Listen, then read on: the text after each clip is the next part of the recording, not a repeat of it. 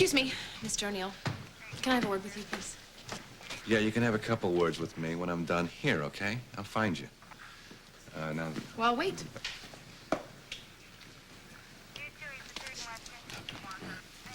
Okay, Mrs. Winslow, I just can't wait to hear what pressing issue you find so important you have to interrupt my investigation. I need a time frame from you. When are you going to be out of here? I live here. Not you. Although that would be nice. This. There are more cops than there are customers here. Well, that's what happens when customers start getting murdered. What? I just can't believe someone was killed here. Well, they were, and I got a job to do, if you don't mind. Yeah, well, so do I. This hotel is how I make my living. These customers are checking out faster than I can print their receipts. So, what can I expect? What can I tell them? When am I going to get my hotel back? Well, you know, before you rudely interrupted me just now, Watkins was telling me that his crew is breaking down up there. That's all you had to say? Well, that's all you should have asked. That's what I did ask. All right, Mrs. Winslow, whatever you say. All I know is I've spent way too much time on this conversation already. Hey, sis. Is there anything I can do to help you out? Yeah, you can keep me away from Mr. O'Neill. Come on.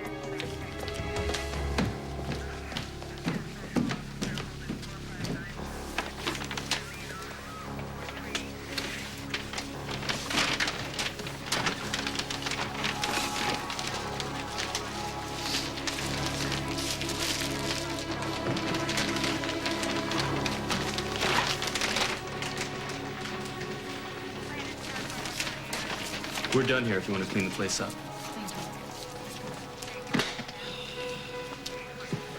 Well, no one's going to want to stay here. I might as well lock up this room and throw away the key. It's not a bad idea. God, just the thought of being electrocuted gives me the creeps. You know, they said they found a print on the hairdryer plug. I think it's Ben Reed's.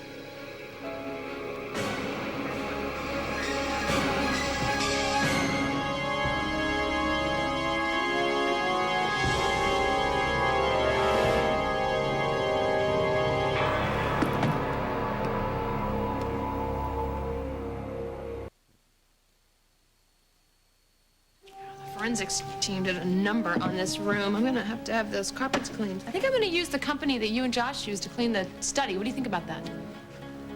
Reva? Cassie, get the police back here. What? They were wrong. Mrs. Hendon wasn't electrocuted. She was drowned. Reva, they found the blow dryer in the tub with her. No, we've got to get the police back here. Wait, stop! How do you know that she was drowned? I just know. How do you know Ramona Hendon drowned? Because I saw her. She was being forced under the water and being held there, and she was struggling. Reva, you know that her hair was dry.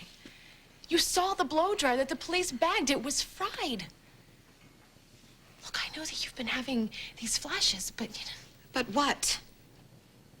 Sometimes you're wrong. I know that you believe what you saw, but this is murder we're talking about, and you can't make a guess like this. Not when the evidence is pointing in a totally different direction. You can't do that. I'm having a private conversation with my sister. Well, maybe you should be having it so loudly then. What's this about murder? It's none of your business. Well, yeah, it is my business. My sister has a sixth sense. What, as an I see dead people kind of thing? I thought I saw Mrs. Hendon being drowned. I don't think she was electrocuted. Really? Before you say anything. What, like she's right? What? Yeah. Dr. Bauer just called me. He confirmed that they found water in the woman's lungs.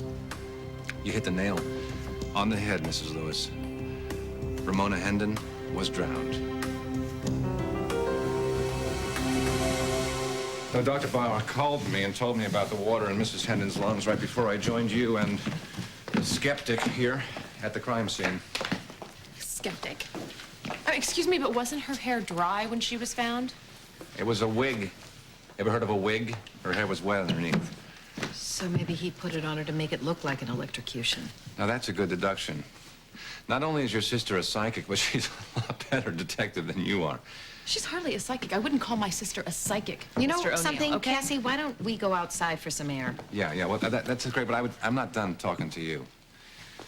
Your talent or your gift or whatever you want to call it, I take it very seriously. I used to consult psychics and visionaries like you back in New York on cases, so I would like to utilize your talents, if you don't mind, on this case. So if you can see something that my men can't, or is there something that you remember about the drowning, you know, the killer's face or any telling body language? Well, you know, it came and went pretty fast. I can't be sure. All right. Well, if there is anything that comes up, I'd like to hear about it. And I'd like to also know more about you, Reva. I can call you Reva? Sure. You know, about this gift of yours and how it works for you. Maybe we can get together this week? Ah, Watkins. Yeah, I didn't get a chance to finish my conversation with Watkins earlier, so if you'll excuse me. Maybe we can get together this week. Boy, isn't he smooth. Cassie, what is going on with you? I told you to keep me away from him. Okay. You're not going to take him up on his offer, are you? Maybe. Why not? Reva, he is hitting on you.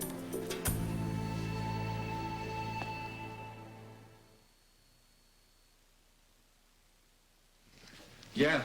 What is it? Think that this O'Neill guy is hitting on me?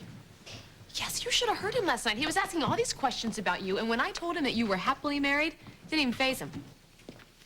Maybe he's trying to get under your skin. I mean, he obviously gets a kick out of annoying you. Yeah, well, I'd like to kick him right out of this hotel. The only thing he cares about is this gift that I have of seeing things, because it could maybe help his case. Yeah, it could help his case. He would love to be working with you, Okay, that's for you know sure. what? I understand where you're coming from. I do, but you are completely dismissing what just went on here. I did see something, Cassie, and it's something that could maybe be important to the case, which means that it could maybe be important to Mr. O'Neill. And if I didn't know better, I'd say you were jealous.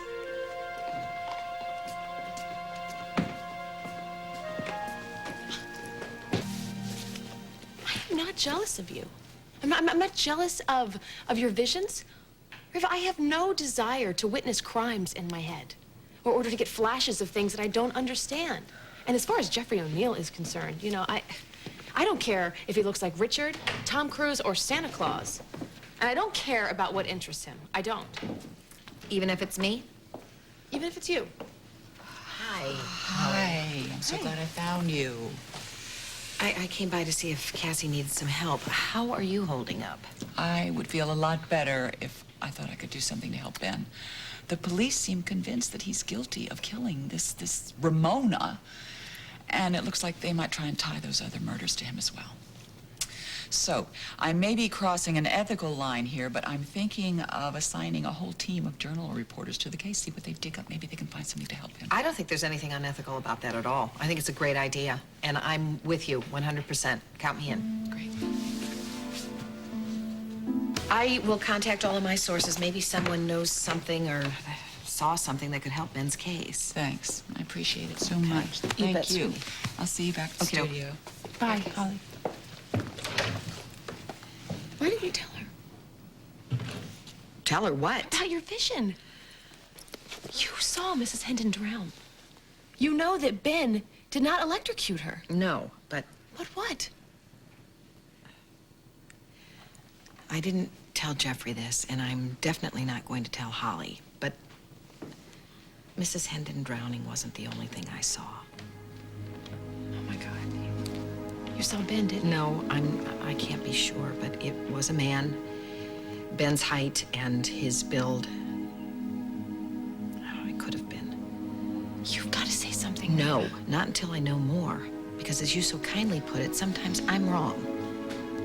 And if I say something that makes things worse for Ben and it turns out he's innocent, then I won't be able to live with myself.